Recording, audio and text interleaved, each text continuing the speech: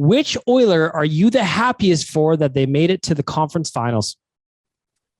Oh, that is...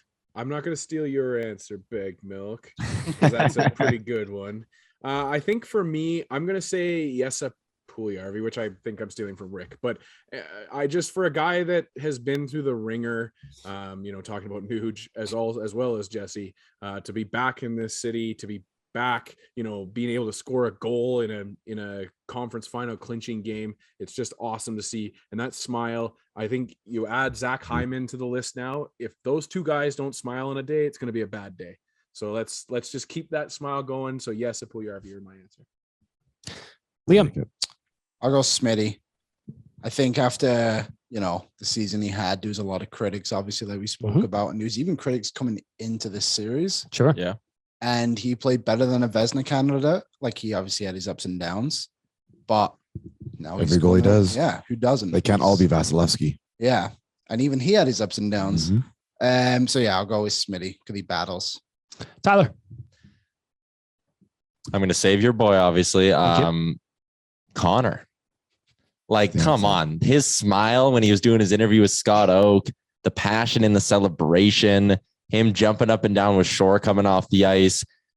Think of the stupid narratives of this guy can't play defense. You can't win with the way Connor McDavid plays. This guy's not a good captain. People were texting that to Spectre on this 1260. thing? I was listening to Tommy G on 1260 in the first round. And after the Oilers lost game 4 and 5, those texts were coming in that you can't win with McDavid. But here's the thing about that narrative too, is we watch Connor McDavid every game. He's been more physical at points. But I haven't noticed Connor. He's not been more exceptional defensively. No, man, he's just winning. And now the narrative is suddenly flipped. He is a good leader, which he always has been. He is okay defensively, which he always has been good defensively. That was just kind of made up because the Oilers weren't good around McDavid. So I'm really happy that McDavid's won and we're seeing him smile and all this stuff. And also that just the narrative of him being a bad leader and bad defensively is finally dead. And you knew it would come with playoff success. It was a garbage narrative to start, and I'm happy we're through it. Rick, who are you happiest for?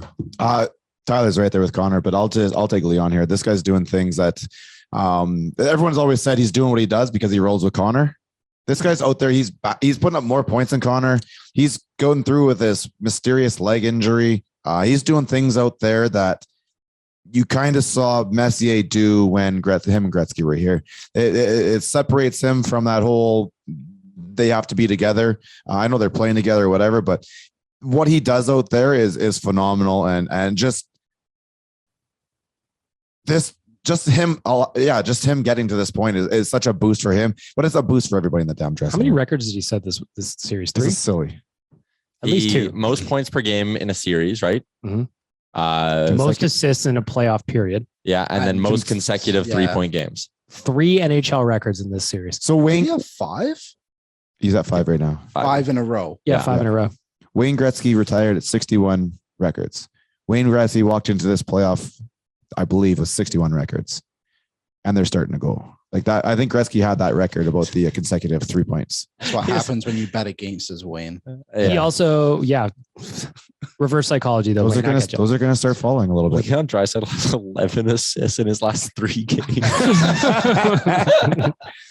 And wait. And Calgary lost to one player. Yes. One player. One player. We are all one guy.